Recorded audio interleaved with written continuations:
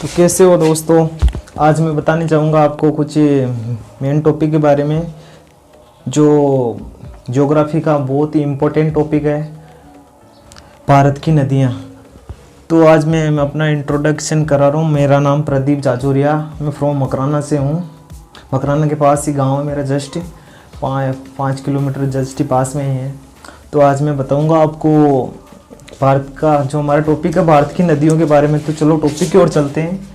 और मेरे YouTube channel को आप लाइक, सब्सक्राइब एंड शेयर कर दीजिए। वीडियो अच्छा लगे तो ही करना है, ठीक है ना।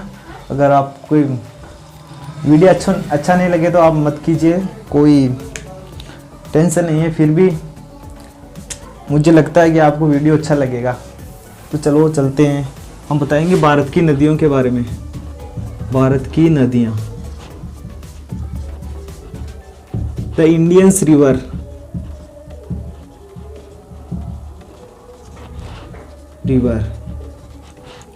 ये हमारा टॉपिक है आज का, भारत की नदियाँ। तो चलो चलते हैं हम।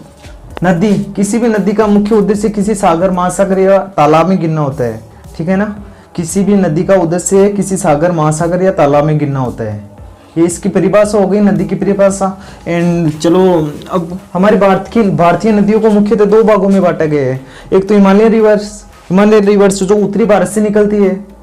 उत्तरी भारत, ये हमारा उत्तरी भारत है।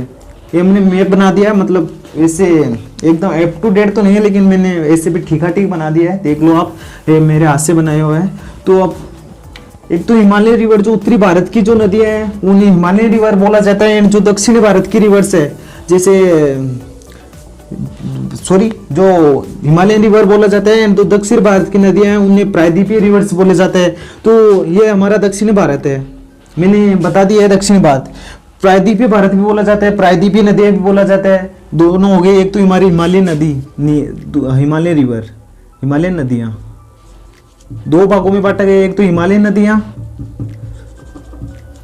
जो उत्तरी भारत से निकलती है, उत्तरी भारत। एंड हमारी दूसरी है प्रायद्वीपीय नदियां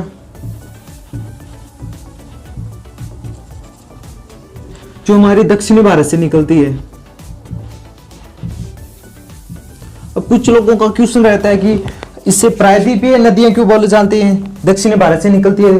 तो मैं बता दूं आपको, इधर भी अरब सागर है, इधर बंगाल की खाड़ी है, इधर हिंद महासागर है, इधर भी पानी है, इधर भी पानी है, इधर भी पानी है। तो हमारा नीचे का हिस्सा है, ये हमारा इंडिया का नीचे का हिस्सा है दक्षिणी भारत। ये तीनों तरफ से जल से घिरा हुआ है, तीनों तरफ से जल से घिरा हुआ है। तो हम इसे प्रायद्वीपीय नदियां क्यों बोलते हैं, क्योंकि तीनों तरफ से जल से घिरे हुए भूभाग को आप प्रायद्वीप बोल सकते हैं, प्रायद्वीप बोला जाता है। तो ये क्वेश्चन आपसे पहले भी पूछा होगा, याद होगा आपको, तीनों तरफ से जल से घिरे हुए भूभाग को प्रायद्वीप कहा जाता है। अब एक और आता है कि इसमें इसे द्वीप किसे कहते हैं, द्वीप। इसमें चारों तरफ से, जैसे यहाँ पर द्वीप है, यहाँ पर द्वीप है, यहाँ पे छोटे छोटे द्वीप है, चारों तरफ से जल से घिरे हुए भूभाग को द्वीप कहा जाता है।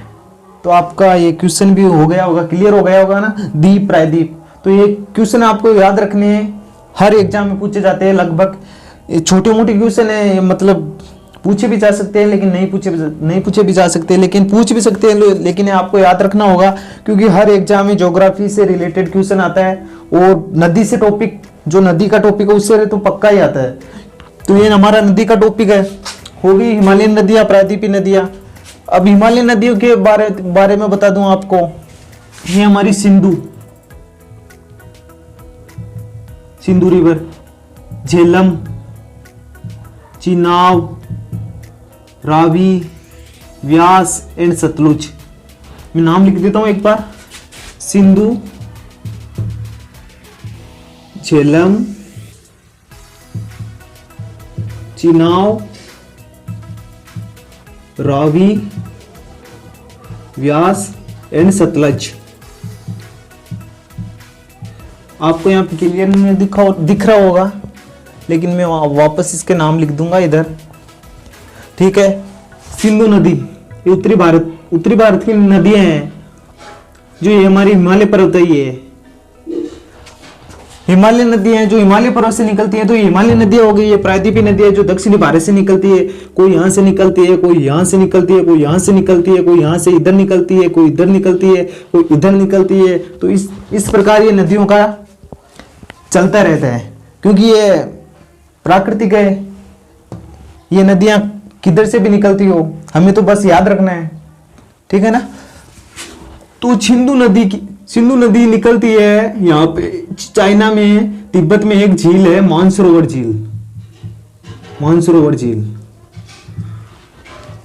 झील से सिंधु नदी निकलती है। ये चाइना की तिब्बत की है, इसकी लंबाई है 2880 किलोमीटर। और एक नदी यहां से निकलती है ब्रह्मपुत्र नदी, इसी से मानसरोवर झील से निकलती है, जो हमारे इंडिया में असम होते हुए बांग्लादेश होते हुए बंगाल की खाड़ी में गिर जाती है, ठीक है। ये हो गई हमारी ब्रह्मपुत्र नदी। इसे तिब्बत में सांगपो के नाम से जाना जाता है। ब्रह्मपुत्र नदी को तिब्बत में सांगपो के नाम से जाना जाता है, नाम से, है ना, ठीक है। और भारत में असम में इसे ब्रह्मपुत्र के नाम से जाना जाता है, इंडिया में इसे ब्रह्मपुत्र के नाम से जाना जाता है। और एक यहां से निकलती है हमारी उत्तराखंड से, गोमुख नामक स्थान से, पास में गंगोत्री नामक स्थान से गंगा नदी निकलती है। ये ऐसे होते हैं, ये भारत में मिल जाती है ब्रह्मपुत्र में। तो इनका जब मिलन होता है तो इनका नाम पड़ जाता है मेघना नदी। ये मेघना नदी जब बांग्लादेश में पहुंचती है तो इसका नाम पड़ जाता है जमुना।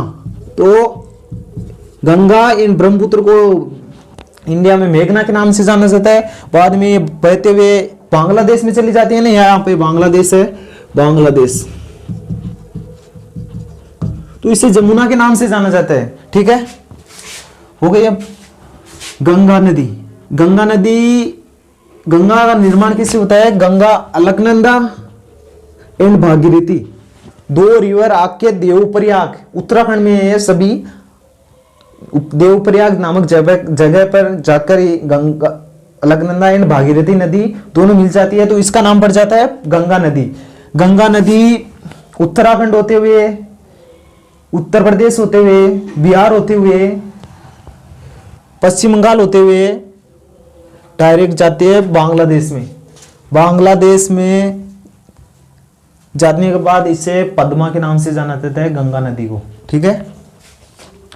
अब मैं बता दूं आपको ये नदी, अब यहां पे सिंधु झेलम चिनाब, सन 1960 में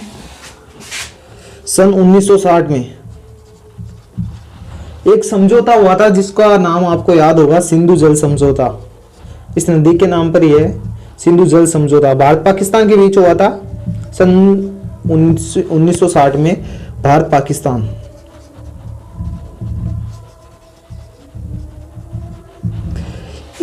इस समझौते का मेन उद्देश्य यही था कि सिंधु झेलम एंड चिनाब का 80% जल पाकिस्तान प्राप्त करेगा, 80% जल पाकिस्तान प्राप्त करेगा एंड 20% जल इंडिया प्राप्त करेगा। और जो नीचे वाली नदी है रावी, व्यास एंड सतलज, इनका 80% भारत प्राप्त करेगा एंड 20% पाकिस्तान प्राप्त करेगा। तो यही है सिंधु जल समझौता। इसी को सिंधु जल समझौता के नाम से जाना जाता है, ठीक है। और मैं बता दूं गंगा नदी की लंबाई पूछे तो गंगा नदी की लंबाई है 2525 किलोमीटर, 2525 किलोमीटर। भारत की सबसे लंबी नदी के रूप में जाना जाता है गंगा नदी को, ठीक है ना। भारत की सबसे लंबी नदी के बारे में मैंने आपको बता दिया है। गंगा नदी भारत की सबसे पवित्र नदी के नाम से भी जाना जाता है। और भारत की सबसे चौड़ी नदी है ब्रह्मपुत्र रिवर। अब ब्रह्मपुत्र रिवर पर एक नदी द्वीप है, नदी के अंदर द्वीप है, नदीय द्वीप। भारत का सबसे बड़ा नदीय द्वीप है माजुली, जो किस नदी पर है, ब्रह्मपुत्र नदी पे। और विश्व का सबसे बड़ा नदी द्वीप है माजुली, जो इसी नदी के ऊपर स्थित है। एंड जो विश्व का सबसे छोटा नदी द्वीप है उषा, वो भी इसी नदी के ऊपर स्थित है। ठीक है ना। तो ये क्वेश्चन पूछे जाते हैं, इनमें से आपको कुछ मतलब याद ही रखना है, पक्का याद रखना है। कोई भी क्वेश्चन कहीं से भी उठा के पूछ सकता है, तो आपको ये दिमाग में घुसेड़ लेना चाहिए, मतलब याद कर लेना चाहिए। ठीक है ना। माजुली द्वीप, अब यहाँ पे समुद्री तट है, वहां पर सुंदरवन डेल्टा का नाम सुना होगा आपने, सुंदरवन डेल्टा। विश्व का सबसे बड़ा डेल्टा है सुंदरवन डेल्टा, विश्व का सबसे बड़ा डेल्टा, विश्व का सबसे बड़ा सुंदरवन डेल्टा। सुंदरवन डेल्टा का निर्माण कौन सी नदियां करती है? ब्रह्मपुत्र एंड गंगा रिवर है जो विश्व के सबसे बड़े डेल्टा का निर्माण करती है, सुंदरवन डेल्टा। यहाँ पे एक सुंदरीवन पाए जाते थे, वहां इसी के कारण इस डेल्टा का नाम पड़ा सुंदरवन डेल्टा। ठीक है ना। और अब मैं बता दूंगा आपको, हो गई ना। अब यहां से एक उत्तराखंड से एक नदी निकलती है, यमुना नदी है जो गंगा में आके मिल जाती है। यह नदी भारत की सबसे बड़ी सहायक नदी के रूप में जानी जाती है। इस पर हमारा आगरा शहर बसा हुआ है, आगरा, ताजमहल। याद आया कुछ? आगरे का जस्ट ताजमहल के पीछे यमुना नदी बहती है, आगरा शहर इसी नदी के किनारे बसा हुआ है। और बहुत ही मतलब बढ़िया है ताजमहल, एकदम। हम जाके आए थे कुछ दिन पहले, बहुत ही मस्त। वहाँ पे मतलब अंदर जाने के बाद जो अच्छी सी फीलिंग आती है, एकदम इतनी शानदार, इतनी बढ़िया। आप देखने मतलब विश्व का पहले 7वां अजूबों में से एक है वो, तो बढ़िया तो फील आएगा ही। वो शाहजहां ने बनवाया था, कितना सुंदर है। उसके इधर मस्जिद है, उधर भी एक कुछ मस्जिद वगैरह बनी हुई है, पीछे जस्ट यमुना रिवर है। बहुत ही शानदार व्यू है आगरा के ताजमहल का। आप जाइए वहाँ पे, आप फोटो वगैरह में देखेंगे तो आपको कुछ अच्छा नहीं लगेगा, लेकिन वहाँ पे जाओगे तो आपको बहुत ही मतलब क्या बताऊँ आपको, बहुत ही शानदार लगेगा। ठीक है ना। तो ये कुछ हमारे टॉपिक से बाहर हो गया, इसको छोड़ो। अब मैं बताता हूँ आपको दक्षिणी भारत की नदियाँ, नर्मदा एंड ताप्ती, ये हो गई। इधर पश्चिम में गिरने वाली, अरब सागर में गिरने वाली नदियाँ एंड महानदी, गोदावरी, कृष्णा, कावेरी, ये हो गई। हमारी बंगाल की खाड़ी में गिरने वाली नदियाँ, गंगा भी बंगाल की खाड़ी में गिरती है। यमुना के इसमें मिल जाती है, भारत की सबसे बड़ी सहायक नदी के रूप में जाना जाता है यमुना को। ठीक है। अब भी नर्मदा नदी है जो मध्य प्रदेश से निकलती है, मध्य प्रदेश का बहुत बड़ा क्षेत्र इस नदी से किनारे है। ठीक है ना। मध्य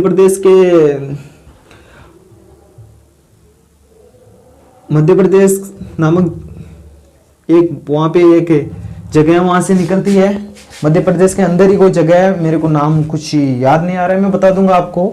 मेरे को याद आती है जस्ट में, अमरकंटक नामक जगह से कुछ नाम है, मतलब याद रखना बहुत मुश्किल है, लेकिन याद तो करना ही पड़ेगा क्योंकि हमें एग्ज़ाम फाइट करना है।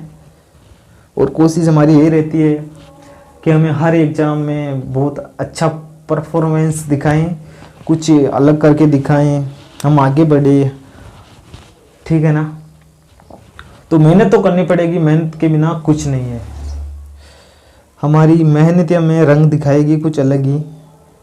मैं मेहनत कर रहा हूँ, वीडियो बना रहा हूँ, तो वीडियो बनाने के लिए मतलब कोई आसान काम थोड़ी। एक बार आप सेटअप लेके आएंगे, जैसे मैंने ये माइक लिया है, स्टैंड वगैरह भी, बोर्ड वगैरह, ये इनसे कुछ नहीं होगा। आपको मतलब खुद को नॉलेज होना चाहिए, आपकी बोर्ड पे राइटिंग वगैरह, आपका मतलब बोलने का तरीका एंड आपको मतलब समझाने का तरीका। मेन टॉपिक है आप समझाना, किसी बात को सही तरीके से, किसी क्वेश्चन को सही तरीके से समझाओगे तभी आप मतलब वीडियो में अच्छा परफॉर्मेंस दिखा पाओगे।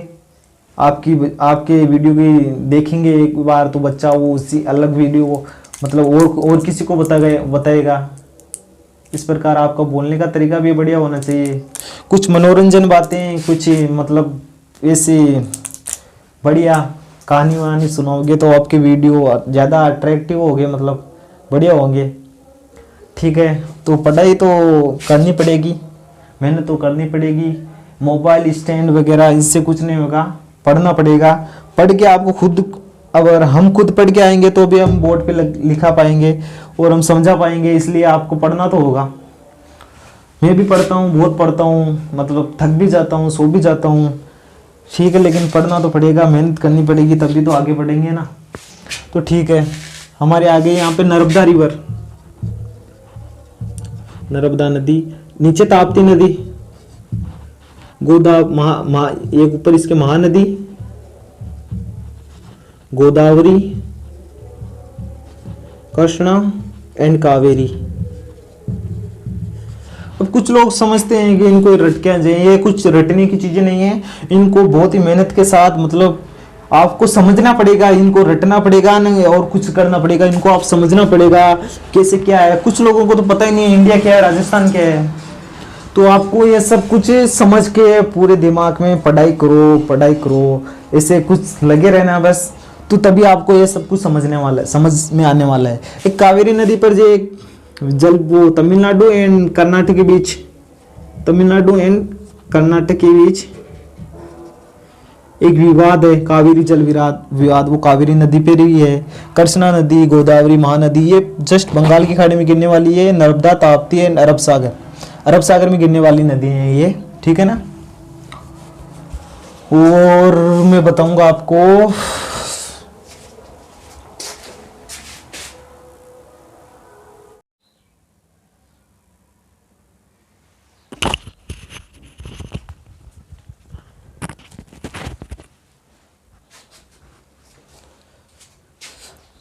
ठीक है, मैंने ये सब बता दिया। अब मैं आपको बताऊंगा, इनमें कुछ छूट गया है जो बता दूंगा आपको, मैं अभी बता दूंगा, देखते हैं। चलो,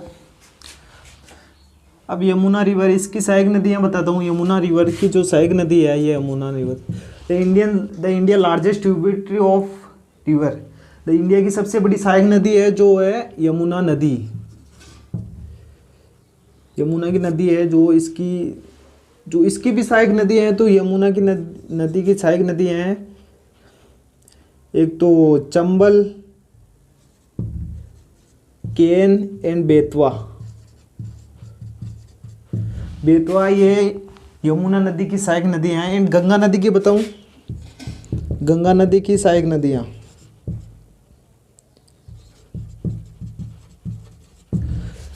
गंगा, घाघरा, एक तो घाघरा रिवर, घाघरा, गंडक, कोसी, ये सब घाघरा गंडक जो ऊपर से आकर बहती है। घाघरा ये नेपाल की नदी है, नेपाल से आकर बहती है। घाघरा, गंडक एंड कोसी ये इसकी गंगा नदी की सहायक नदियाँ हैं। उन जो एक लूनी रिवर है हमारे राजस्थान में, जो मतलब ये तो ना किसी सागर में गिरती है ना किसी महासागर में गिरती है, ये अपने इंडिया में विलुप्त हो जाती है, मतलब मिट जाती है। इसे लवण नदी के नाम से भी जाना जाता है। ये गुजरात के कच्छ के रण में जाके विलुप्त हो जाती है। तो ये हो गई हमारी लूनी रिवर। और एक कोपली एंड मानस, कोपली देखो ये रहा कोपली, कोपली में एक बार वापस से लिख देता हूँ, कोपली एंड मानस, ये ब्रह्मपुत्र नदी की सहायक नदी हैं। ये ब्रह्मपुत्र नदी की सहायक नदी है। एंड जो भ्रंश घाटी से एक नर्मदा नदी की ओर रह गई थी, जो भ्रंश घाटी, नर्मदा नदी भ्रंश घाटी से होकर निकलती है, अमरकंटक की पहाड़ियों से निकलती है। और एक जो 2880 किलोमीटर थी, ये ब्रह्मपुत्र की लंबाई थी, मैंने वो उसकी बताई थी। इसकी 3100 कुछ किलोमीटर है, 3170 किलोमीटर लगभग इसकी लंबाई है। कुछ में आंकड़ा अलग अलग है, 3170 ऐसे कुछ है। सिंधु नदी की 3170 किलोमीटर लंबाई है, 2880 किलोमीटर इसकी लंबाई है। और कुछ जो रह गया था मैं आपको बता दूंगा धीरे धीरे, ठीक है। और हमारे एक दक्षिणी भारत की गंगा के नाम से जाना जाता है गोदावरी नदी को, ठीक है। दक्षिण भारत की गंगा, गोदावरी नदी एंड कावेरी नदी। कुछ कावेरी नदी से मतलब कोई कावेरी नदी बताते हैं, कुछ गोदावरी बताते हैं। तो इन दोनों से आप देख लेना एक बार गूगल पे सर्च करके, ठीक है। और कुछ बच गया है, मैं आपको देखता हूँ, बता दूंगा धीरे धीरे। अगर आपको ये वीडियो अच्छा लगे तो इसको लाइक, सब्सक्राइब एंड शेयर कीजिए। और धन्यवाद वीडियो देखने के लिए। Thanks for watching this video. और इससे जो रिलेटेड कुछ रह गया है इसमें, मतलब कुछ रह भी गया है और कुछ नहीं भी रहा है, मतलब जो मैं आपको अगले वीडियो में बता दूंगा। ये टॉपिक बहुत बड़ा है, थोड़ा और बड़ा है, तो इसका सेकंड पार्ट आएगा कुछ दिन, 1-2 दिन मतलब बाद, तो उसमें आपको मैं बता दूंगा। ठीक है, धन्यवाद।